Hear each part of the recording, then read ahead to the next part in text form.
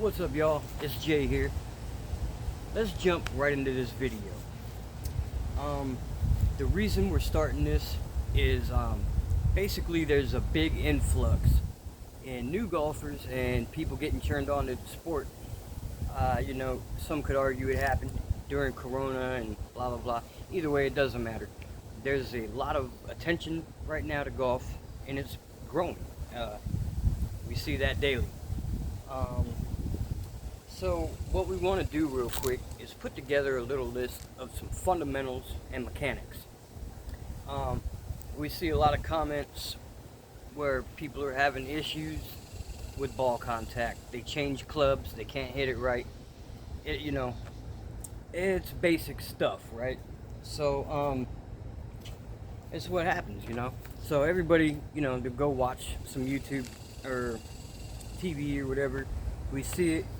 We're thinking, all right, yeah, this is going to be fun. We're going to go out there and have some fun, right? We get out there.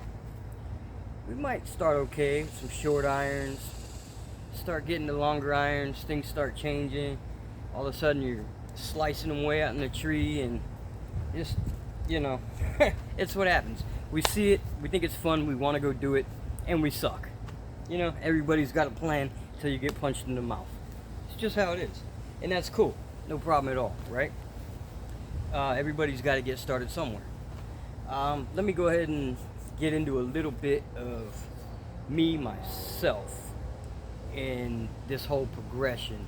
Me, I've never had a lesson, not even one golf lesson. Never had a coach, never had a fitting, never even had clubs, really, just secondhand. Then I bought some from Lazarus here. I don't even have a full bag yet. No fairway woods. I have the driver, a 2 hybrid, and then 4 through pitching wedge, sand wedge, and just 2 wedges, the 52 and the 60. That's all I'm working with, and I do just fine. As far as the putters go, I know everybody's been saying they love the putters, but I went with the Odyssey OG White Hot 7. Just for me, I went to the store and I was like, if I'm gonna spend a lot of money on one club, it's gonna be the one club that I am always gonna use on every hole. So that's what I decided to do there. Maybe one day I'll make enough where I can go get a fitting and get what I would really like to have, but I don't see that ever happening. So there we go. I'm gonna continue using Lazarus. They work great. Okay, anyway, let me show you something. So when I started off, I had a really, my mindset was kind of like, I wanted to get the feeling of the pendulum, right, of the club moving back and forth, and that was what I thought I needed, right? So you would see a lot of bend in my elbows, and I'd be like this with both elbows, and then I'd come through, be like that with both of them. I was trying to use that pendulum for my swing, right? This is never having a coach or nothing. So I started out like that. Now, mind you, I was able to hit accurate shots, but I had no distance, okay? After a while, I'm like, okay. I'm not getting anywhere. I see everybody's supposed to be hitting clubs this far, and I'm only getting so far. From there, I ended up getting a real rigid, real firm, hard, rigid grip, and I was like, okay, I need contact. I need that power through contact.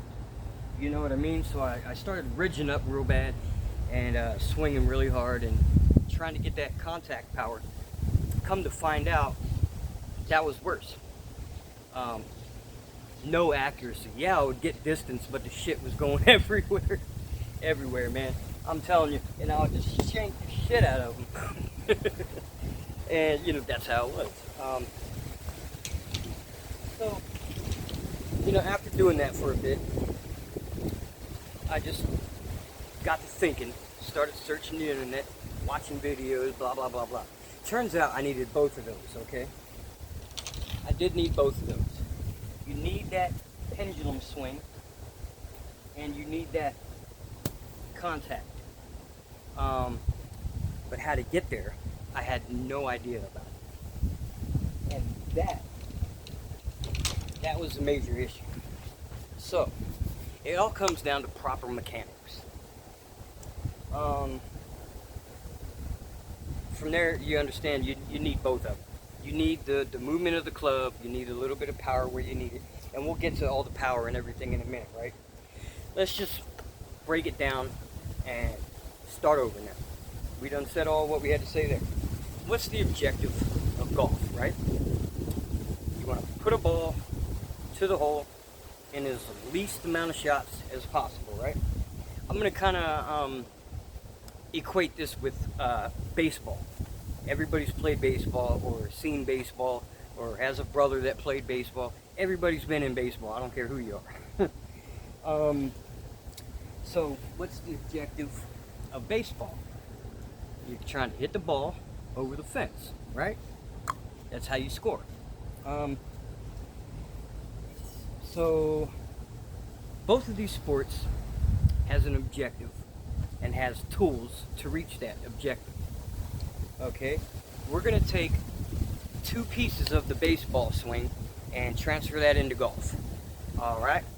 Firstly, you coil, and you coil so you can build pressure and power to release into the ball, to transfer that energy. Okay, that's the first part, is the coil. Second part, to use this tool correctly, is your swing path or your arc. If you're actually batting, you got a ball coming at you either 50 to 100 miles an hour or anywhere in between, right? Take some computing power to figure out where that ball is going to be and get to it.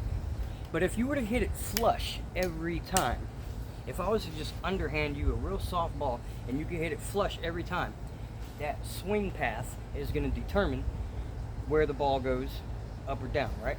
If I come from over the top like this, I'm going to hit the ball and it's going to go into the dirt. If I hit it straight, we've got a line drive right at the pitcher. If I swing a little up, boom, we're hitting it over the fence. Okay, so today we're going to talk about that. The swing path, arc of our tool, and the coil to transfer that energy. Same thing in golf. Now, it changes a little bit. Right? If I was a robot and I didn't have a spine, I could just 360 and make perfect contact with the ball every time. Wouldn't be an issue, right? But I'm not. We're humans, we have a spine, we got these muscles in our arms and everywhere, in our legs. We got to coil that to get that power to transfer. We're not a robot. So that's where that comes into play. We got to get that energy ready to transfer over. We're going to get into that in the next video, actually, probably not this one. But we're just understanding these mechanics, right?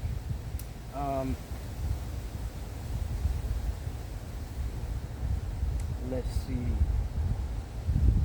So, in the baseball swing, right? Get that power ready. When we transfer it over, we have our arc, and then we have the release. Now, even in baseball, back here, when I come through, naturally my arms want to turn over, right? Same thing in golf. Where'd the club go? Same thing in golf. They make these to do a job. It's a tool, right? You, on the other hand of the tool, need to know how to use that tool, right? So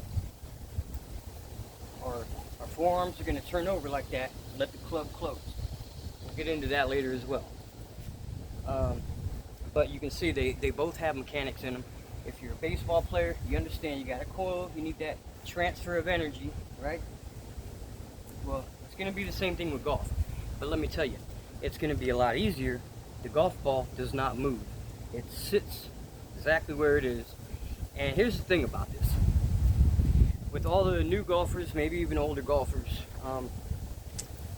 the problem is they get too much into their head or whatever it is, and they start chasing the ball, okay? Thinking, I gotta hit that ball, and I needed to go there and reaching for it and everything else. No.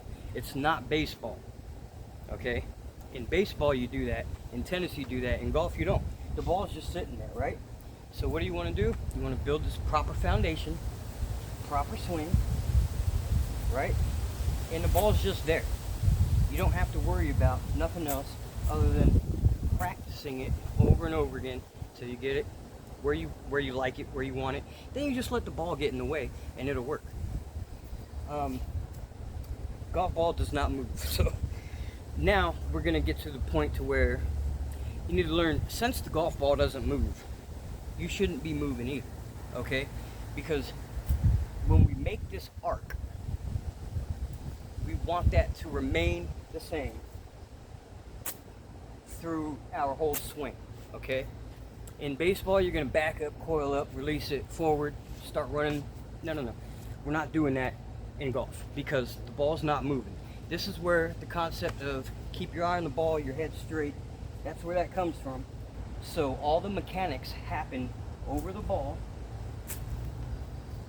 and your swing is what does the work. You're not chasing after the ball, trying to hit it, because that's not going to work. You don't chase the ball, you don't try to hit the ball, you work on your swing, and then just let the ball get in the way. That's where we're at on that. So let me ask you, if you were to go to a NASCAR race and try to drive a NASCAR, do you think you would be able to just get in that car and make it around the track? Hell no, that ain't gonna happen. You know, you gotta read the user's manual, right? Before you can actually make those kind of things work. Now for all the new golfers, you know, it looks fun, let's go get into it, blah, blah, blah. They don't understand why the shots are going all over the place. You never bothered reading the user's manual, and it's not a bad thing, everybody does it. But you need to do this if you actually seriously want to actually become better. That's what I'm trying to get to, is if you want to actually become better, there's stuff you're going to have to practice on a daily, things you need to understand, and that's where we're going to go, right? So let me look down here. So in a golf swing, what you have is your setup to the ball, set up to the ball. You have a takeaway, right? Set up to the ball, takeaway. You got your backspin.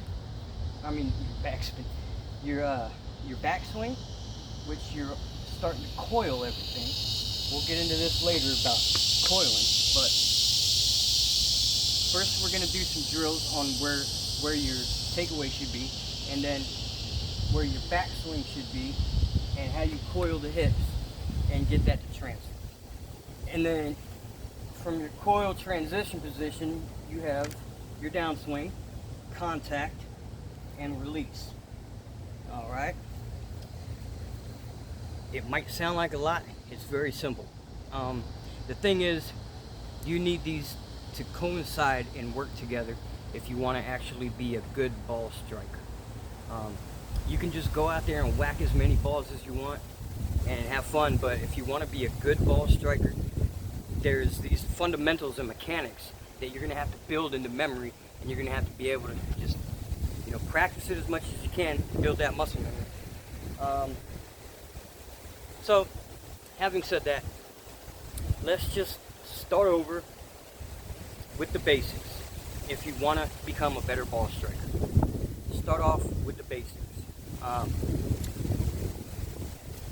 What I mean by that is just everything you learn, throw it out the window, and we'll just start over slowly and see what we can get to work for you. Alright?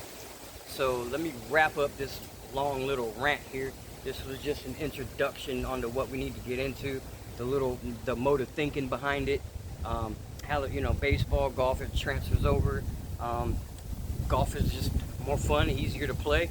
All ages can play with it, and trust me, if you're somebody who can't move as good to get that fluid motion, you know, that's fine. We can work on that too.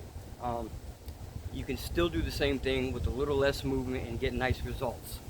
The next part of this, we're going to get into what we need to do, how we need to do it, and some drills for that. And then after that, we'll get into, after you feel good and you think you're cool and you can start slapping a few balls. We're not adding power yet at this point. We're just working on the mechanics, right? Slapping a few balls, getting good at it, practicing it for a while. Then we'll get into how you add power into that swing to get good compression without trying to chase the ball. You never want to chase the ball. It doesn't work. That gives you hooks and slices all day, every day. So we'll get into that next, after we get into the drills for the basic fundamentals. Might have been a little long. The next video probably going to be a little longer, and we'll get into all the drills and everything like that. I guess I'll just upload one every day, every 2 days or whatever, and we'll get into this whole shindig. All right, so yeah, that's it. And then after, the next one's going to be the mechanics of the golf swing and your drills. Then the one after that, I'm going to show you switching between all these different clubs, how that'll work for you. Because I see a lot of comments saying, you know, I can't hit this, I can't hit that. They switch over to one or the other. Usually, what I tend to see is, the problem is, subconsciously, mind you, the problem is, they think, okay, now, this is supposed to hit the ball further. I know it is. I see people do it all the time. Blah, blah, blah. Subconsciously, you're thinking that. Okay, now I'm using the 5-iron, and it's supposed to go such and such, 190 or whatever the hell you want to do. And so, you're automatically in that mode. And then you get over the ball, you get a little excited, right? Your tempo goes way out the window, and you're trying to muscle that damn thing, and then boom, slice it right into the neighbor's house or something, right? That, or you chunk the club down in the ground, or, you know, it's just never a good day, right? That, or you get the hybrid and you're thinking, all right, you know, these are supposed to be easier to hit, easier to swing, and you're still doing that. It's because you're chasing the ball, really. Subconsciously, you think it's supposed to go further, so you think you got to add more power to it. Really, you don't. Until you learn these mechanics, you can then learn how to add power, but in the right place. You're not just muscling through this stuff. All right, so I'm gonna end this video here, and it's just an introduction, man. And then either tomorrow or the next day, we'll get on with the practice drills and each mechanic, each aspect, and what we can do to help improve your game, if that's what you're looking for. All right, we'll catch you on the next one.